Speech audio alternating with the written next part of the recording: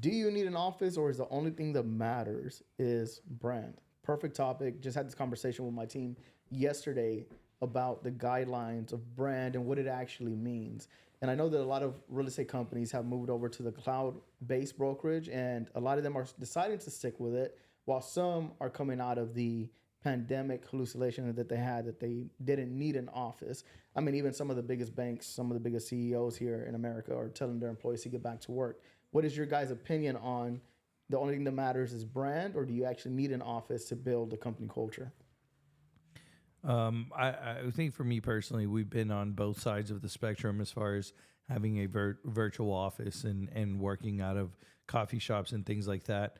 And, my stance was, that the real estate office was just a big ego boost. When you look at these other real estate companies and other, conglomerates really that have real estate companies in every city and every state all over the U.S. I feel like they would use that to justify their high fees and their splits and their things. And then on top of that, they would most of the time rent those spaces out to people. You know, they'd cram 5, 6 agents and rent them out a desk and things like that. It was something that we never really we never liked. I never liked. Right. I thought that model didn't make sense. I thought it was just for an ego boost for the company, and I thought that it just didn't make sense. They sell this dream of this office dream, just to justify all their stuff. I think ultimately branding is important, marketing is important, and if you hear a lot of those agents, a lot of that business is done on the streets. It's done in the field. So as a real estate agent, I think it is important for you to build your brand and for you to do your work in the street where you're supposed to be. People aren't coming to you can't sell a house from the office. You got to see it. You got to go touch it. But I don't agree with that. I agree with everybody should get back to the office. COVID was a special thing, and I love what COVID did. It proved that you cannot work remotely. You can't work remotely because if you're at home, there's always something to do. You always have to go to the groceries and buy something that's missing. You always have to fix something that's wrong in your house.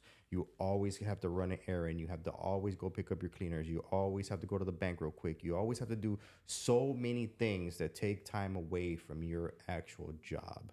And if you have hourly employees, I would not hire anyone that is working from home because I've seen it firsthand, and it doesn't work. It's not. That's not the way things are supposed to happen. I'm gonna get into a controversial take here. That when you started the business, that wasn't the model that you had. You wanted to be the virtual online broker that was meeting in coffee shops and out on gutting and going. So what and, and changed? that's exactly what I'm saying is that it proved that doesn't work. It proved that I was wrong. It proved that you cannot have remote working workers. Now, check this out, and this is the most interesting part of it, right? Is that it let people work from home, right? And they lost their drive. They lost reality. They lost touch with reality. In all honesty, and it's something that I knew for I've always known that I really didn't have a lot of meaning to me until COVID happened, and it's essentially that iron sharpens iron. So I always hated going to the office. I hated sales floors. I hated being, with all the sales team because, I didn't want to, when I was working, I was we called it the bullpen, right? And I was essentially with salespeople that I couldn't stand. I hated these guys, and some of them hated me, and we would make fun of each other. We would clown on each other. We challenged each other, but we made so much money. And even now, like some of these guys, because social media has kept us all in touch. I see them, they're GMs of dealerships. They, another a friend of ours owns a dealership, and they all, it kind of it's terrible, but some of the best times in our lives were the bullpen, was when we used to have to meet in the morning at 7 in the morning, whenever our sales manager would throw our files in the trash or throw things at us, the fights, the competitions, the everything that we got into, those were our heyday. Those were our make money day. Those were the fun times. And this whole home thing kind of took that away from everybody. And it made everybody dependent, on their spouses, made everybody dependent on their families. Nobody wants to leave to the job anymore. Everybody wants to stay at home. And you know what? I think I fall like in between both of you guys here. But I was just watching the leaked audio of Jamie Dimon, right? He's the CEO of the biggest bank here in America, and he got his training from another killer sales guy. And he's telling all of his people, he's like, whenever you're in office, I'm giving you my 100% attention.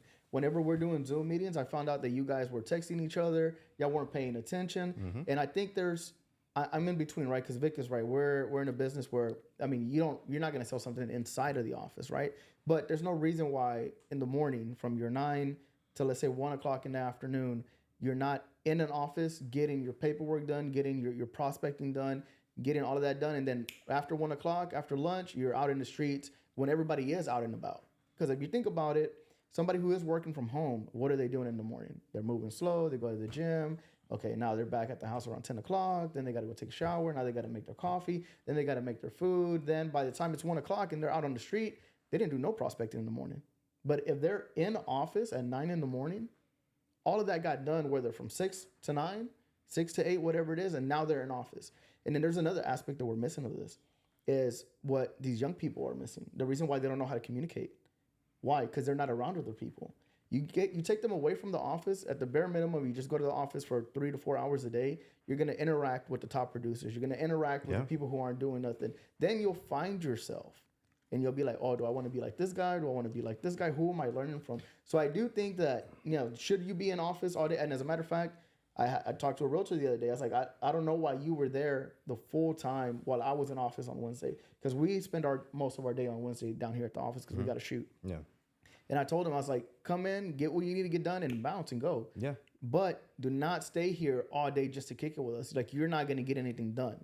Come here and get done what you need to get done. Talk. Let's figure it out what we need to figure out, and then go out there and get it. I agree with that. Yeah. I agree with you don't have to be here the whole day just playing around or just because, I got to be here. You're not an hourly or salary employee, But, you reminded me right now of the test study of the rats, They would take rats with high testosterone, and they would put them in a cage with other rats that had low testosterone, and all the rats would start getting a high testosterone just from that one rat they introduced to the cage, So I like I said, iron sharpens iron. I believe that you do need to have that camaraderie. And the thing is this, I haven't been in the corporate world in years, right? But one of my clients, right, he's not. I don't know if he is remote. He's remote. He works 100% from his home, right, out of Canada. Okay. And every time that I was showing him properties or we were looking at these, we were walking, properties, he would say, hey, I got to take a call at 1 o'clock or I got to take a call at 2 o'clock. So there I go at 2 o'clock. He's in his car on the phone for an hour, right? And I'm in the property, melting, right? And I never really understood. I really never understood what, he was talking about, right? Because it was his company, right? And every once in a while, I would be close enough to where I could hear that there was a lot of people on the phone, and everybody was listening to the conversation. And then they would say, "Hey, well, I need this, and that," and then somebody would chime in out of somewhere and say, would give them the information, right? And so I just thought, okay, that's corporate world, cool, right? Well, one time I ended up, he ended up referring me one of his supervisors, right, that came down from Canada, and I ended up selling them a commercial property. And they bought a commercial property, they remodeled and they put it on the market. And so I listed, and that client, he wanted to have a conversation with me once a week at a certain time, and that conversation would drag on for almost 2 hours. And it was essentially the same thing over and over and over and over. Or in other words, it was like we'd rehash what we talked about the week before, right? We talk about what has been done since then now, and then we talk about what the game plan was going to be for the week. And he wanted to have this conversation once a week, and it was grueling. It was torture to me. I was like, oh my God, there's nothing has changed. I'll call you when something changes. I'll call you whenever we're gonna do something else, you know? And that's just the way that they work. But that's the only way that you can actually have or run a company remotely like that, right? And you know, they call them the nomads, right? Where there's just, you know, they have people all over the world, you know, working in different areas. But if you're in real estate, right, you should be farming an area. Your market is Houston, okay? All this stuff, you know, where people are like, oh, I'm global, I'm nationwide, or I'm this stuff, whatever. No, you're not. You learn how to sell in Houston. Learn how to sell a neighborhood. Farm a neighborhood and master it first before you can start claiming the world, you know? And so the thing is that if you're in Houston and you're doing real estate in Houston, then there's really no reason for you to be mobile. You could meet at least twice a week. There's just no reason for it. You need to show up to the office. You need to talk to your sales managers, your broker, your lenders, your lender partners. You need to speak to everybody. Everybody needs to get a visit with you. They need to know your face. Your community needs to know your face. Mm-hmm. And even going back to the brand itself, right, or the company culture, like if there is nowhere for people to meet, not saying that, 100% get rid of the office, but if people are not congregating, the team, the company's not congregating, well, I mean, how can you build the culture, right? Because nobody really gets to see anything. And I was actually talking to some of my realtors about this, and I was telling them, I was like, for my realtors who do produce, who feel like the meetings that I have on a weekly basis, like they're not learning something, like we're just talking about the same thing over and over again. I was like, you're not there to learn something new from what I'm telling you. If you're doing and you're closing and you're doing great, more than likely what I'm telling them, I've already told you, right? The conversation I have with you one-on-one are going to be completely different from what I'm telling the whole crowd. Mm-hmm. I was like, but that meeting is for you to start scoping out people who are willing to work, who can help you, that you can nurture and make them a mini-me of you. Mm-hmm. This is where you take somebody under your wing and you start telling them, hey, help me out with this, help me out with that. And then you start creating somebody that you can trust whenever you go on vacation, whenever you get sick, whenever you want a day off, whatever it may be. Like those meetings are beneficial for everybody. It's not just the people who are starting, but people who are also successful. You can only do so much by yourself. Yeah. There comes a point in time to where you need to nurture somebody to be you or be like you. Yeah, I'm still stuck on and not even just stuck. I think you have to consider where you are in your business, and what your business is, right? Some of the examples that kind of Nate brought up was a car dealership, and I just think that car sales and home sales, night and day. You have a product there where you're sitting, where somebody can walk in and you can easily sell to them. And home sales, we can't have houses here at our office, right? And even though you can show them online, you're still doing it virtual. You need to go in person, right? Which is ultimately what you're saying. So in real estate, it's a double-edged sword. In car sales, you need them in person. You need them to come see the product with you, right? In home sales, you need to show them the product. You can't do that on the internet. You can't do that on the computer. They need to go feel it. They need to go touch it. They need to walk through it. You need to do your presentation. You need to go. There's absolutely no way for you to be successful in real estate just from the office, right? Unless you're doing what? Wholesaling or other types of business. If you're doing retail real estate, straight selling, straight buying, and you're a salesperson, like in car sales, you need to go sell the product. You need to be there. And unfortunately, we don't have a parking lot with 150 houses, right? We're not Harbor Homes or whatever's going on out there, right? It's a different model. And I think your goal and what you're doing in the office, very different. I mean, right now, Nate mentioned title partners, lender partners, things like that. They're more than likely not coming to your office because they're closing deals at their office, right? So more than likely, you're going to their office to visit with them, to talk to them. Sure, we, Nate and I, can command them to come because they want our business, because we have X amount of agents closing X amount of deals a year, so they want an opportunity to close our deals. But a new agent that has no business, very rarely is a title company going to come meet them wherever they're at. So I think it's important to consider where you are in your business and where you are in life, right? To decide if you need to be in office. I think that there needs to be a balance. There needs to be structure. I think that you should have those scheduled calls. I think you should have those scheduled appointments where you have that office time. I think it's inevitable, and you will fail in this business if you don't set a time for it, right? But to say that you absolutely need an office, I think that goes against a lot of the things that we've taught here for a long time. I will personally die on the hill of saying that you absolutely need an office. I think that you need an office not necessarily to be there all day. That's not what I'm saying, right? Take away the where you're gonna go and be there all day and waste your whole day. No, but you need somewhere where you can go and congregate and be around other people. And that's not what I'm saying. That's what I'm saying. Like there needs to be an office. There has to be an office. Is that the office can be anything for me. No, I know. In my opinion, what I'm saying is we need to get together. Like people need to meet. That's my point. You know that you need to show up to the office and do work from 9 to 5 or stuff like that. No, I don't think that's right. Do you need to do some work from 9 to 5? Yes, sometimes you do. I mean, some of these realtors are running around and doing stuff, you know, from their bed or from their car. No, get to the office and spend the day working. You know, we have a new real estate agent, man.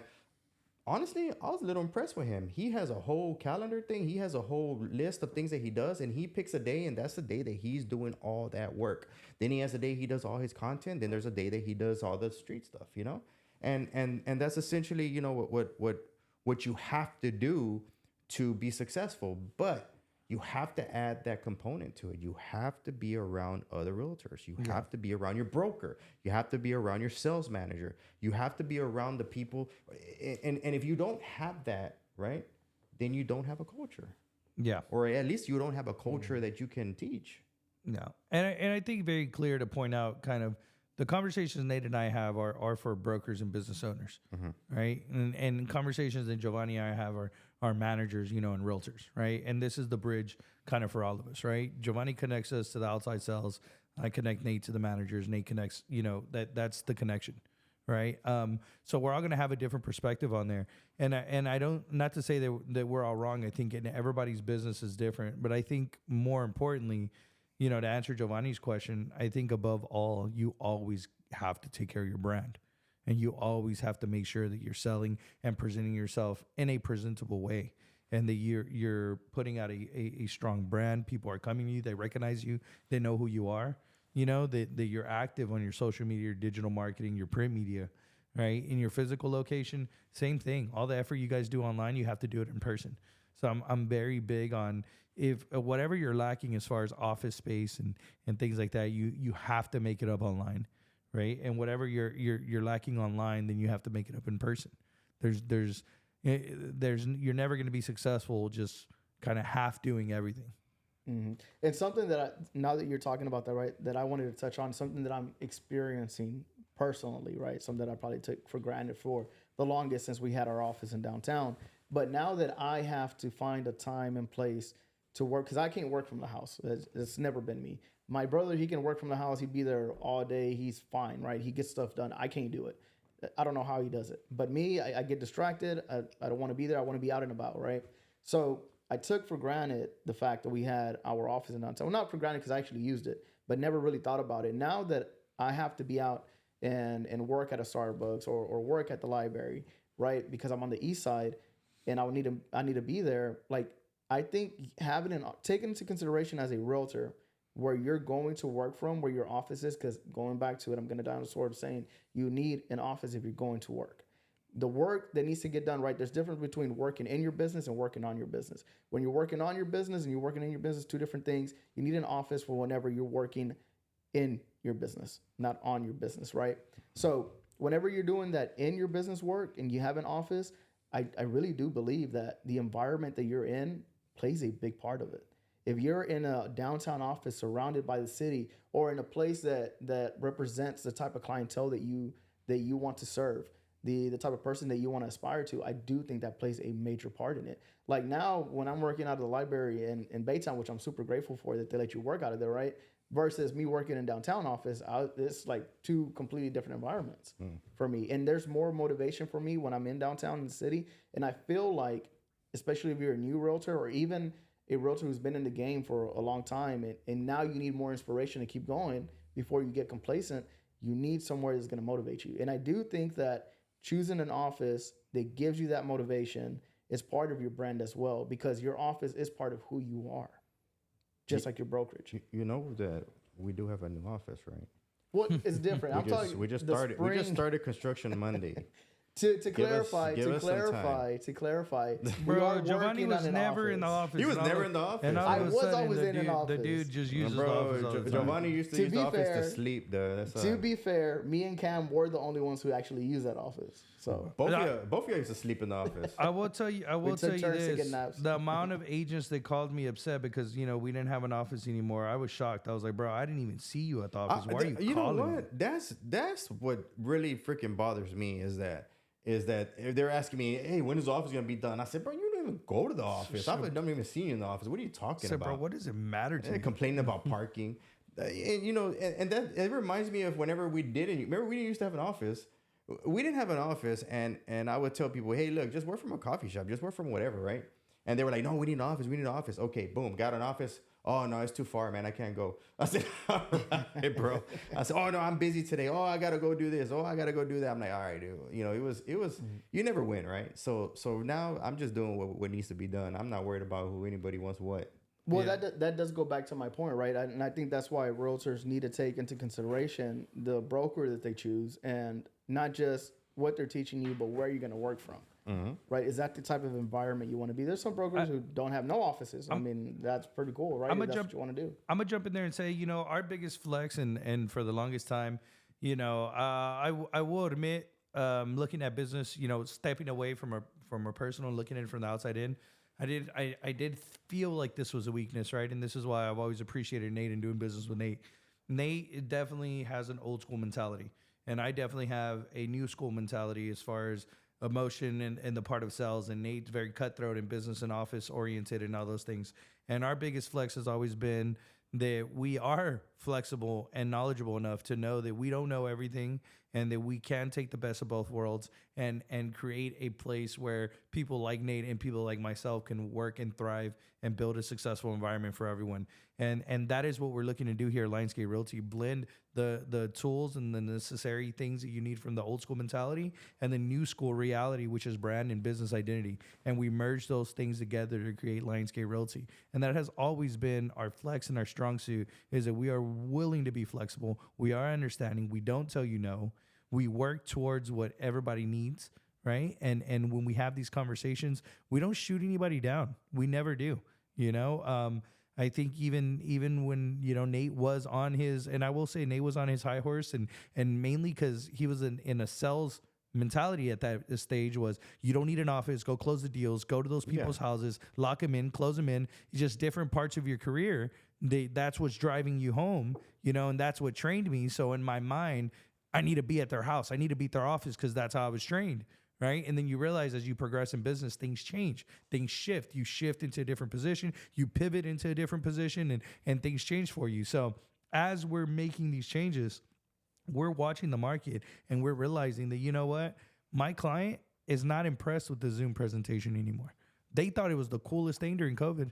They thought that we stood apart. They thought that we had our presentation down. We felt that we had our presentation down.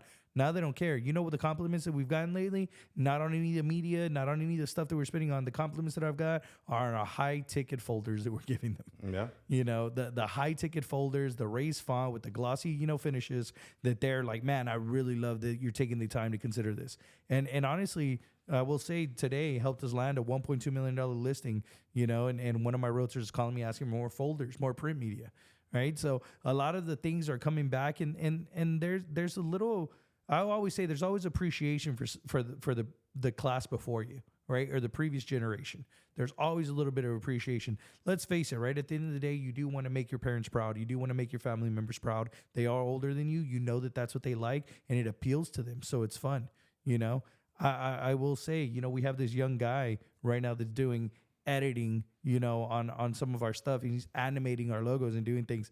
I'm genuinely impressed. Yeah. I like it. I'm impressed. So every generation is going to bring something new to the table and will impress you and make you feel good. And ultimately, that's the goal. The goal is relationships, right? The goal's that feeling that you give people when you walk in the room and you interact with them. If you're dealing with Lionsgate Realty, I hope that you have a great feeling that is memorable. Mm-hmm. And I had, in our award ceremony, right? I stated something that I had never said. A lot of people didn't know. And the thing is, this whole concept of Lionsgate Realty, right, started by my wife. My wife said, "Babe, you could do this. Babe, just start your own company. You can do this and that." Now, we could have never imagined, right, what it would be named, what it would look like, who would be involved, or what it looks like now, right? But it came from my wife, right, being flexible, open, and not telling us no to what we wanted to do. Because what we wanted to do had nothing to do with what her concept was. And let me rephrase that. What I wanted to do had nothing to do with what her concept was. What Vic wanted to do had nothing to do with what my concept was of it. What you want to do has nothing to do with what Vic's concept is, right? But everybody here is adding value. And that's what we learned.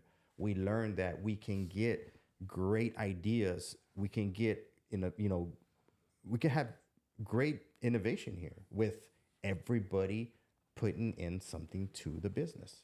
And we can keep going. We can do this for another 20, 30 years, Yeah, I do think as long as you're flexible enough to pivot into what's coming next and not set in your ways, I think you have longevity in this business and in any business. And I think that is the core value is that even when we looked at the models of old brokerages and office spaces, our models were built different. Mm-hmm. Our models were built. We didn't want the 5,000 square foot, 10,000 square foot office spaces where we're dying with our realtors to share. I will full transparency. We're going into this new office and we have other alternatives for paying for this office, and it does not include our realtors. We're not looking to make money off of our realtors to pay for the office. Our office is going to be self-sufficient with other ventures that we have in there, and it has nothing to do with the agents. Our agents are going to be there. We're going to provide them their tools just like we always have, mm-hmm. and that's what we've taken from watching other people and watching them fail and watching them struggle. Mm-hmm. I will say at Lionsgate Realty, we never wanted to be another bill. I never wanted you to pay to work here. Yeah. I wanted you to make money here and take money from this company and appreciate what we give to you guys. And just to bring it back to what Vic was talking about with the folders, and I know Nate and Vic will both find this funny whenever I say it, is that, but it comes back to that, right? Is what's old and then becomes new again. And whenever I first got into this business, probably the biggest fight that I had with Nate and Vic was the branding your brokerage, right? For me, it's always been like, well, the people care about me. Mm-hmm. People care about who I am. But that was in a time frame where you had these big brokerages like a Remax where nobody really cared about them anymore, right? Mm-hmm. But now we're coming back to where it matters who you work for. Yeah. It matters who you're doing business with. So now, as much as I used to push against it, right now it does matter as a new realtor, as a realtor who's growing their business, where your office is. Because every now and again, you might have to bring a buyer in there. And let me tell you something. Whenever I brought my buyers in, even to our downtown office, which was small at that time, the one that we're bringing in, I could imagine what they're going to say. But even back then, they would be so impressed with the fact that I had an actual location for them to come in, for me to sit them down at a desk in a place that was nice and clean, compared to just bringing them to a coffee shop, which you can do. There's nothing wrong with that, right? If your client can't drive 30 minutes to wherever your office is, it's okay to bring them there. But it's a different feel. It's a different level of professionalism, not just for you, but the people that you work for or you work through. So now I do think that it's important for you to realize as a new realtor that it's not just all about you anymore. It's about the people that you work with, the people that you work through, the type of businesses they do, and where your environment is, your office. Yeah. So your office is part of your brand now. And yeah. I'm willing to die on that sword. I do think that's very important for realtors to understand nowadays who you work through, where that office is, and what it says about you. No, and we talk about our buyer consultations, right? You want to bring the buyers in and give them the respect that they deserve. Buyers were mistreated and mishandled during COVID, and in my opinion, were disrespected and treated like second-rate citizens. I did not like it. We say it over and over again. There was times during COVID that I advised my clients to sit on the sideline because the time wasn't right for them, right? And I didn't like the way these sellers were treating them. Likewise, I've always respected the buyers. I bring them into the office. I want to sit down with them. I want to talk to them about their goals. I want to do the discovery. I want to deliver a great customer service experience, and I want them to know that we mean business where we're at, right? And we do that through our buyers consultations. It is not just for them. It is also for us to let them know that we are serious, that we mean business, and that we're not joking, right? And if I take them serious, then I'm going to take their negotiation serious, and I'm going to get them a good deal in their home at a fair market value and do my job, right? And it all starts, we set the tone early. We set the tone from the beginning. So your company doesn't, it no longer are the times where they're going with companies just because they're big names. They're going with companies because of their reputation and the brand and the things that they bring to the table. I'm proud to say that Lionsgate Realty has a great reputation, and we bring the whole table, all aspects of it. Mm-hmm. And just to close out with this, right? Just to combine it to with the things that I like, the era of Ralph Lauren is back. And what that means, let me tie it in. And what that means is that is a piece of Americana, right? Everybody knows that their clothes last forever. You could bring a shirt probably back from the 60s and it still looks good today. Like the style, right? It's something that they've been consistent with. And the people that you work through, the company that you work for, and the type of service that you provide should be that level of professionalism as well. So everybody knows I'm a big Ralph Lauren fan. I wore some jeans the other day that are older than my kids. I mean, that clothes lasts. I mean, I have my whole closet is Ralph Lauren. I just recently started shifting to Lululemon like maybe a year or two ago. But yeah, I'm a big Ralph Lauren, and you're right. You know, like if if there's a company that's doing the right thing, it's gonna go through trends. Yeah, and that's what we want to be. We want to be a classic. We want to be somebody that's going to be there through everything and still be standing after the wave has passed. Yeah, I never jumped on the Lulu train. It wasn't my calling, but I did get great recommendations on Aloe, and those shirts do not fade, and they were a great recommendation. So I will jump on the Aloe train, and hopefully it's not a trend. And since we're talking about sportswear, shout out to our boy Paulie at URP. Bro, we haven't forgot about you. This is the most comfortable set of leisure wear that I have. Bro, that URP clothes is so nice. I feel guilty just putting it on for the grocery store. I feel like I got to go somewhere nice in it.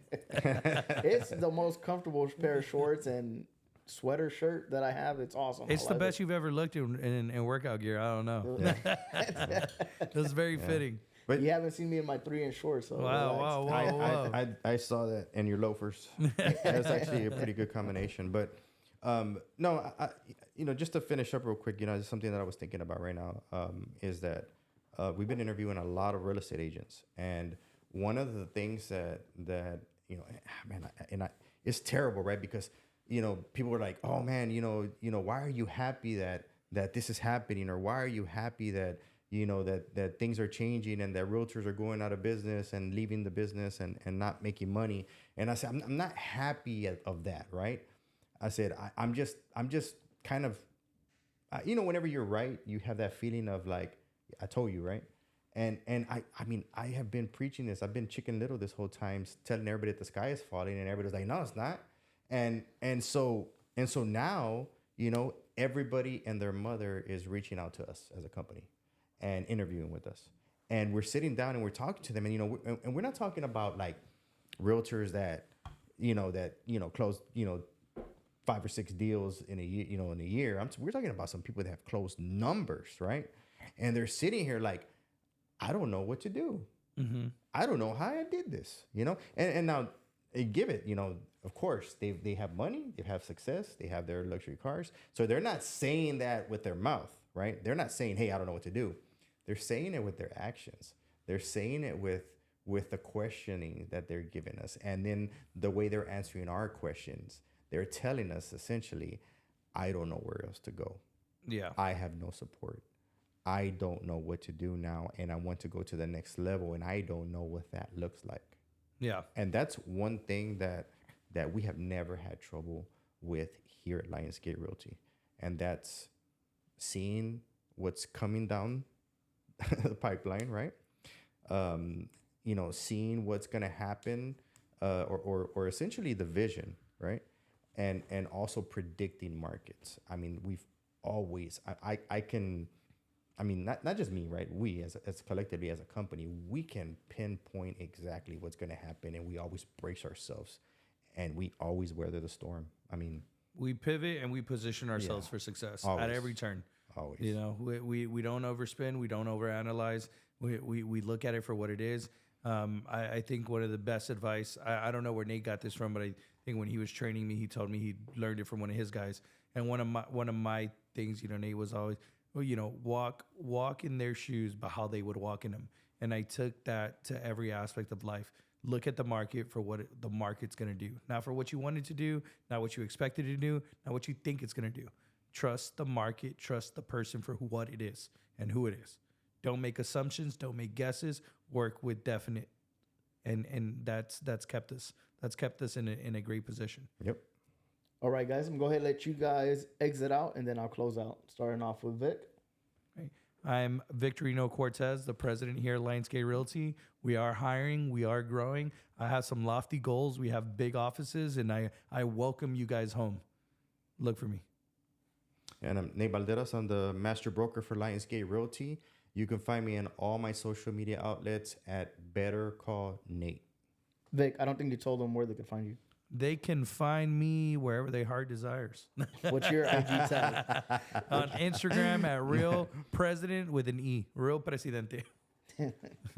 All right, guys, and I am Jovani with the HBR podcast. I am the host here, also with Lionsgate Realty. I'm a manager here, and you learned today that brand is also part of your office. You combine those together and helps you build who you want to be. And if you're interested, how Vic said and Nate said, we are hiring and we're looking to grow. So reach out to us. And if you want to be a guest, we are live every single Wednesday at 7 p.m. Then we're live on podcast on YouTube, our podcast on Thursdays at 7.